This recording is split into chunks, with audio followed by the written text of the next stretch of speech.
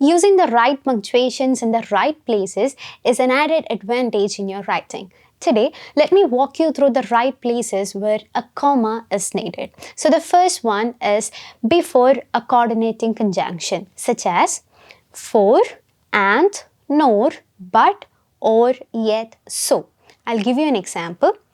Eat to live, but live not to eat.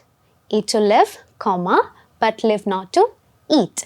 Okay, so the second situation is after a clause that begins with as, because, while, since, when, unless, until, although.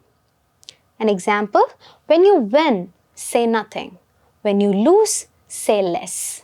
When you win, comma, say nothing. When you lose, comma, say less.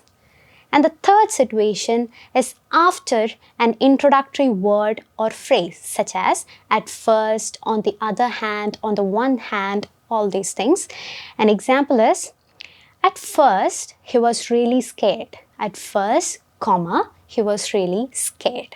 And the last one will be the most familiar usage for all of you guys, to list things that are maybe 3 or more. I'll give you an example. Get me some apples, peaches, grapes, and bananas from the store.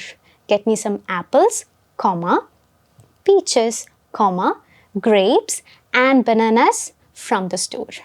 So if you use the correct punctuations in OET or IELTS writing, that can definitely help you to score better. Happy learning. To know more about the courses we offer and for a free demo session, click the link below. English House.